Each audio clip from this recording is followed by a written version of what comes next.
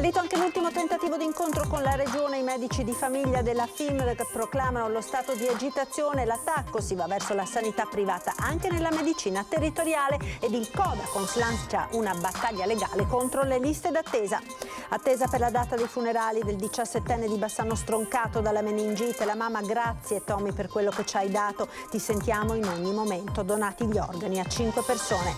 Shock nel Vicentino per la morte di un bimbo di 7 anni soffocato dai frammenti di un palloncino che aveva morso per farlo scoppiare. Stasera veglia di preghiera.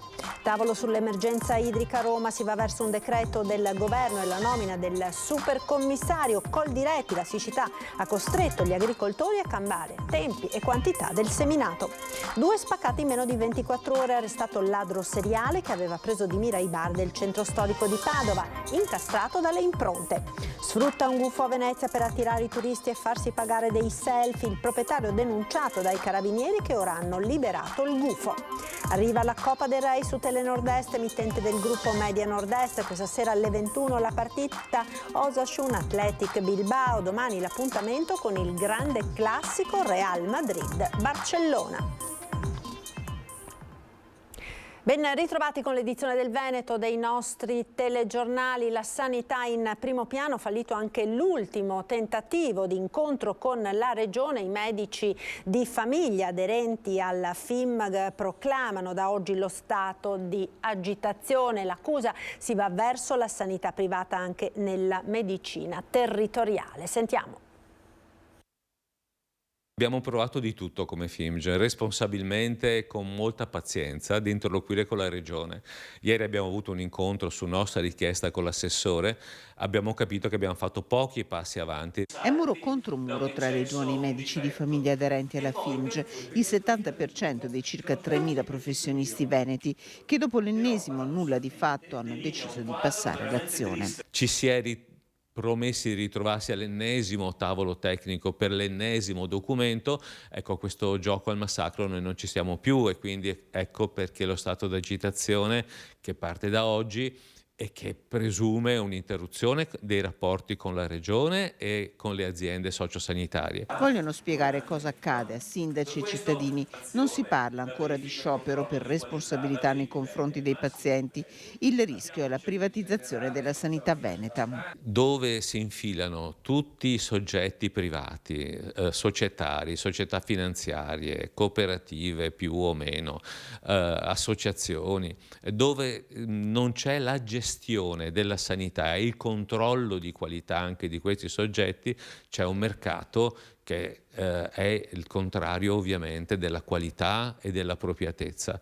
E sembra che questa sia una volontà regionale, perché tutti questi soggetti hanno campo libero, non hanno condizionamenti, non hanno controlli, offrono prestazioni anche surrogate che scimmiottano un po' la medicina generale. Tra i problemi la mancanza di medici di medicina generale. In Veneto, dati FIMG, sono stati banditi a concorso 701 posti, 377 sono quelli ancora vacanti, con punte del 76% nel bellunese. C'è questo grosso problema che riguarda un po' tutte le province, ma è particolarmente evidente in quella di Belluno, che sappiamo essere una provincia molto vasta, con popolazione sparsa, con la necessità che il medico di famiglia debba avere più ambulatori. 8.300.000 le prestazioni offerte ai pazienti nel 2022 solo nella provincia di Padova, ambulatori che non sono mai rimasti chiusi neppure in piena pandemia, con i medici che rivendicano l'appropriatezza delle loro prescrizioni,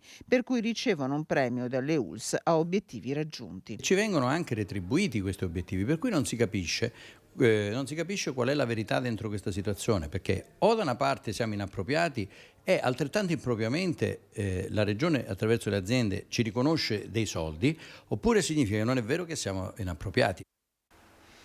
Liste d'attesa infinite, pazienti costretti a rivolgersi al privato per accorciare i tempi. Il Codacons del Veneto è sul piede di guerra, le ASL rimborsino i pazienti. Sentiamo. Una battaglia legale, una sorta di class action sulle liste d'attesa. È un modulo per chiedere che le ASL venete rimborsino le spese sostenute rivolgendosi al privato anziché al pubblico, perché i tempi sono biblici. L'iniziativa è quella lanciata da Codacons Veneto assieme all'associazione Articolo 32, specializzata nella tutela del diritto alla salute. La piaga non è solo veneta. I dati forniti dalla Ragioneria Generale dello Stato mostrano come in Italia la spesa sostenuta per prestazioni sanitarie private è passata dai 28,13 miliardi di euro nel 2016 ai 37,16 miliardi nel 2021, con una crescita del 32%. E chi non può permettersi di eseguire visite e interventi presso strutture private è costretto ad attendere i tempi infiniti della sanità pubblica, rischiando di veder peggiorare le proprie condizioni con ripercussioni anche gravi sul fronte della salute. In Veneto, dati Istat del 2021, quasi il 10% delle persone che avevano bisogno di visite specialistiche o esami ha dichiarato di aver rinunciato per problemi economici o legati alle difficoltà di accesso al servizio. Chi non può attendere mesi per gli esami è di fatto costretto a rivolgersi altrove. Un inadempimento intollerabile per Codacons. Per questo è necessario che le aziende sanitarie rimborsino i costi sostenuti. Il modulo è disponibile nel sito dell'associazione. Torniamo ora sul dramma di Tommaso Fabris, il ragazzo di 17 anni che ha perso la vita a causa di una meningite fulminante. Oggi c'è stato l'espianto degli organi. La data del funerale non è stata ancora fissata in attesa dell'autopsia. Oggi nella sua casa di Tezze abbiamo incontrato la mamma e il fratello. Ci sentiamo circondati dall'affetto di tutti e dobbiamo solo ringraziare questa forza che tutti ci infondono attraverso i messaggi social, e quindi siamo orgogliosi di Tommaso prima di tutto e poi di quello che sta facendo. Anche se lui non c'è più, lo sentiamo ogni secondo qua vicino a noi, e quindi siamo supportati da questa presenza che sentiamo ogni istante. Tommaso Fabris in questi giorni è entrato davvero nel cuore di tutti. Il suo sorriso, il suo animo buono, l'affetto per la famiglia e gli amici, il suo amore per il basket. Tutto questo è Tommy, estratto di energia, di voglia di vivere, di determinazione, di forza. Ma tutto questo non è bastato per sconfiggere la malattia, quel maledetto meningococco che l'ha strappato troppo presto ai suoi familiari e agli amici. Tommaso ha lottato con tutte le sue forze fino alla fine. Al suo fianco la mamma Emanuela, il papà Christian, il fratello Alessio. Fuori le veglie di preghiera e la speranza di rivederlo sotto canestro, a fare ancora tanti punti. Già, il canestro, la sua passione, dentro un palazzetto oppure nel cortile di casa, immancabile il basket nelle sue giornate. Ora il giovane cestista vivrà in altre 5 persone. Gli organi sono stati espiantati nel corso della notte all'ospedale di Bassano da diverse equipe di chirurghi. Insieme con il fratello e il papà abbiamo deciso che la sua volontà sarebbe stata quella di poter donare quello che a lui non serviva più. Lui stesso avrebbe fatto questa scelta, e quindi noi siamo solo portavoci della sua volontà. Non è la volontà nostra, ma siamo certi che è la sua volontà e non nostra.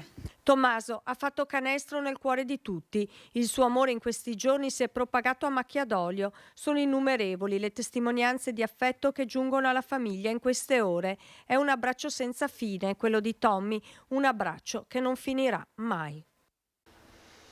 E si stringono alla famiglia anche i compagni di scuola di Tommaso Fabris. Il dirigente scolastico Mario Tedesco annuncia una veglia nel cortile del liceo scientifico che il giovane frequentava.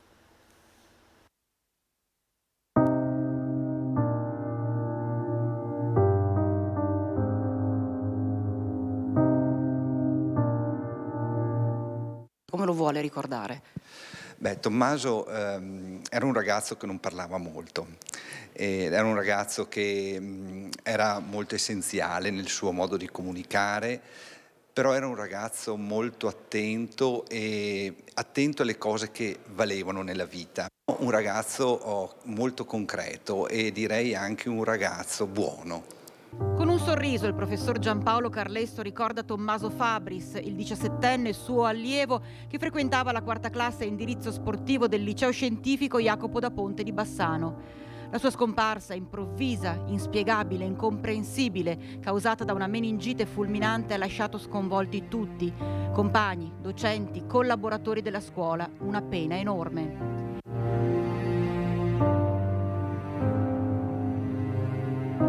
all'interno della sua classe il ragazzo era un elemento particolarmente positivo, un elemento di riferimento, una sorta di collante, e adesso insomma la classe ha visto questo punto di riferimento venire meno in una modalità semplicemente incomprensibile. I compagni di classe si abbracciano, hanno gli occhi lucidi di un pianto che non riescono a placare, per un dolore che non riescono ad accettare, a capire. E lavorano uniti più che mai, colorando cartelloni che vogliono esprimere il loro affetto per un amico, un fratello, come si legge tra le frasi scritte in quello che era il banco di Tommy, trasformato in un altare.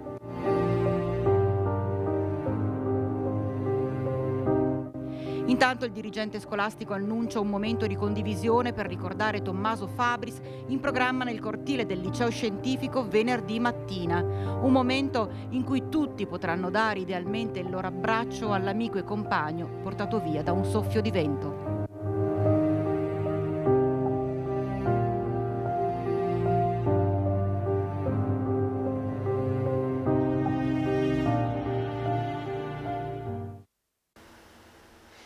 C'è un'altra tragedia che ha profondamente colpito la nostra regione, accaduta a Monte Galdella, in provincia di Vicenza. È morto soffocato un bambino di 7 anni che giocava in casa con dei palloncini.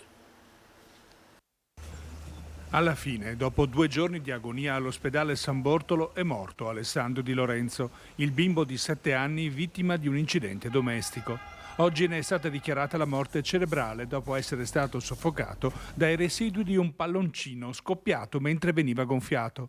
L'incidente era avvenuto venerdì a Monte Galdella, dove il bimbo abitava. Ad accorgersi e a tentare di soccorrerlo la nonna, presente in casa in quel momento.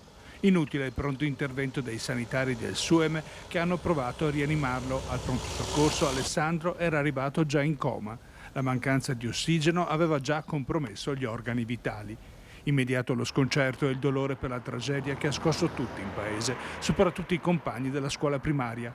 Il bimbo, che aveva frequentato la scuola d'infanzia, quest'anno era stato inserito in prima elementare. La Procura della Repubblica di Vicenza non ha aperto nessun fascicolo d'indagine, autorizzando lo svolgimento dei funerali che verranno celebrati domani alle 15 nella chiesa di Sant'Arcisio di Ghizzole. Il destino ti ha tolto troppo presto all'affetto della famiglia, ma non ti toglierà dalla nostra memoria e dal nostro cuore. Così i genitori di Alessandro hanno voluto fosse scritto nella sua epigrafe. Questa sera a Monte Galdella si stringerà a loro in una veglia di preghiera. E torniamo a parlare della siccità. Oggi a Roma il tavolo sull'emergenza idrica, si va verso un decreto e la nomina di un supercommissario.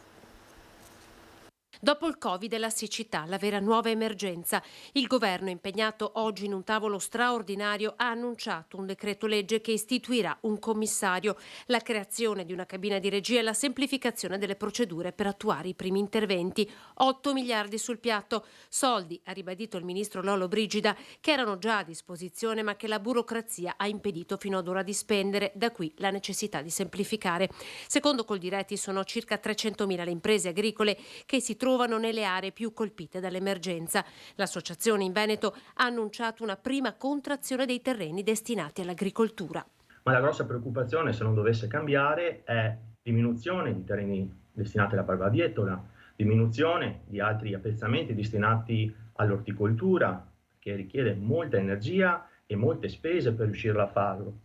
Dalla provincia di Padova alla Marca Trevigiana Monastier, gli agricoltori si sono già adattati rivoluzionando tempi e quantità delle semine. O magari si è aumentato il frumento, si è leggermente diminuita la superficie, anzi si è diminuita la superficie destinata a mais, ci si adatta, ecco. Questi fenomeni ci sono sempre stati e quindi il rischio noi lo consideriamo. Il problema è la frequenza con cui questi fenomeni si stanno verificando negli ultimi anni. Il primo schiaffo per gli agricoltori, la siccità del 2021. Bene la cabina di regia per Coldiretti per arginare il rischio che la strategia non si trasformi in una guerra tra regioni. Ci vuole una regia che riesca a coordinare e che non ci sia la guerra fra le regioni, e quindi questo è un primo passo doveroso e utile. Non essendoci una competenza a livello nazionale sulla gestione dell'acqua, potrebbero alcune regioni decidere di tenersela per i giusti motivi che alcune regioni avrebbero. 2 spaccate in meno di 24 ore, siamo ora alla cronaca. È stato arrestato il ladro seriale che aveva preso di mira i bar nel centro storico di Padova.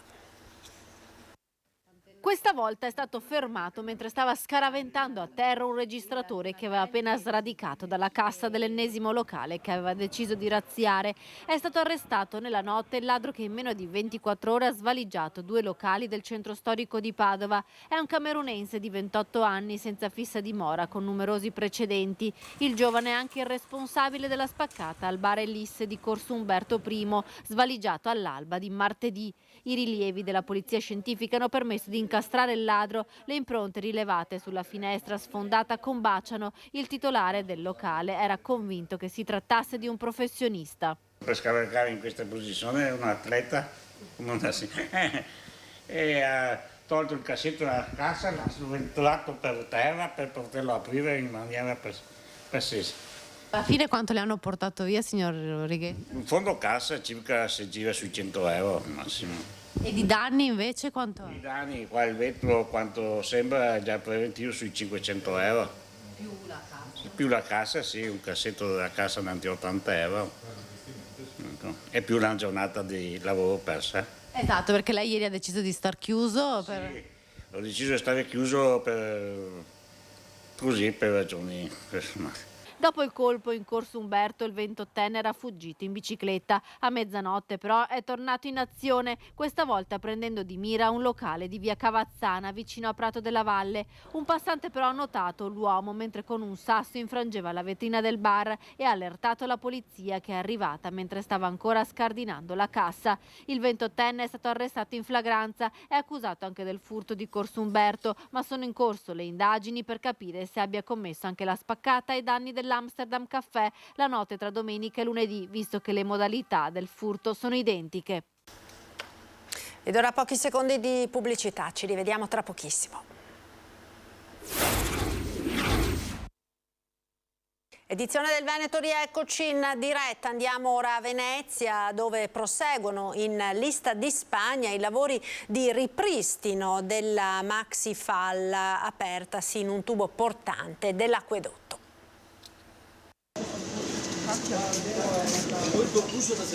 In lista di Spagna si lavora senza sosta con l'obiettivo di tornare il prima possibile alla normalità. Per quantificare i danni è ancora presto, di sicuro c'è chi alla sua attività ne ha subiti parecchi dopo il passaggio impetuoso di quel torrente sgorgato improvviso dalla falla scoppiata in un tubo portante del sistema idrico veneziano.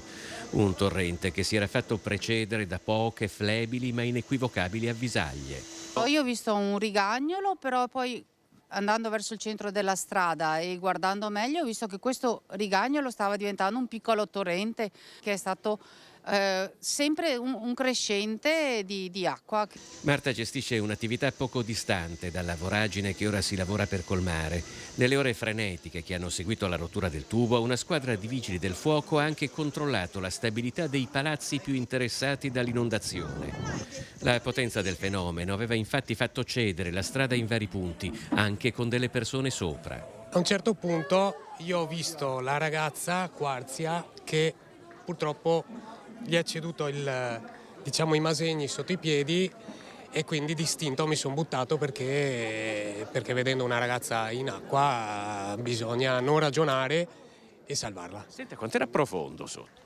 Io quando mi sono buttato sotto non ho sentito quasi niente. Il canale, che anticamente scorreva dove ora c'è lista di Spagna, fu interrato a metà dell'Ottocento, precedendo di una dozzina d'anni la costruzione della prima stazione ferroviaria che ne ha fatto un asse pedonale portante e sempre più trafficato del tragitto verso il centro di Venezia. Alberto, che qui gestisce un albergo, pensa a come sarebbe andata se, ad esempio, fossimo stati in una giornata di carnevale. Sarebbe stato abbastanza grave, perché l'acqua, abbiamo fatto più o meno una stima, è fuoriuscita per più di un'ora.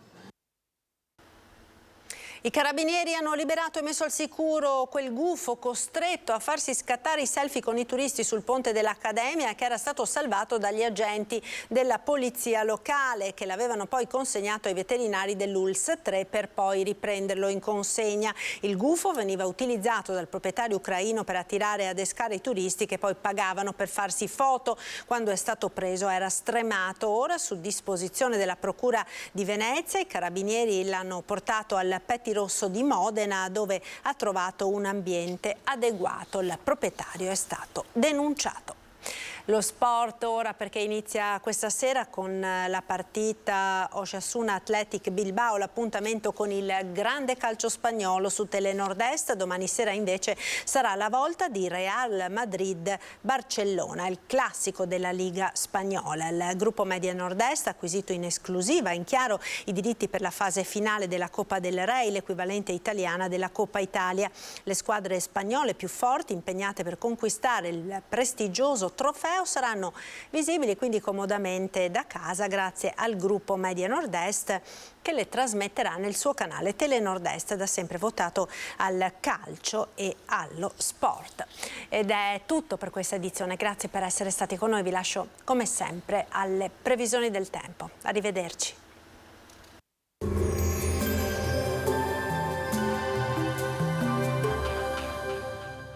Cooperativa Agricola Volpago offre carne fresca di prima qualità. Ci trovi a Volpago del Montello, Pieve del Grappa, Tre Baseleghe e presso lo spaccio del contadino a Dolo e Massanzago. Benvenuti al Meteo. Il mese di marzo prosegue con uno scenario meteorologico decisamente movimentato. Una perturbazione interessa il nostro territorio. Vediamo il dettaglio di giovedì. Sul Veneto sarà molto nuvoloso al mattino, con precipitazioni da diffuse a sparse. Nel corso del pomeriggio progressivo esaurimento delle piogge fino a risultare assenti ovunque entro fine giornata, e non è esclusa anche la comparsa di qualche schiarita. Forti venti di bora in attenuazione con il passare delle ore. Le temperature saranno stazionarie o in lieve aumento, minime tra 1 e 5 gradi, massime tra 8 e 11 gradi. Ci spostiamo ora sul Friuli Venezia Giulia. Anche qui cielo variabile e sarà possibile qualche precipitazione sparsa, ampie schiarite dal pomeriggio sera.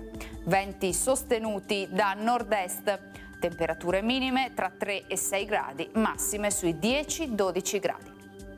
Infine diamo uno sguardo alla situazione del Trentino Alto Adige, dove al mattino saranno possibili dei piovaschi, per lo più deboli e sparsi, migliorerà poi nel corso del pomeriggio.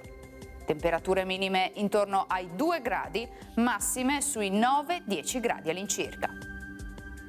Dal meteo per ora è tutto, vi auguro un buon proseguimento in nostra compagnia.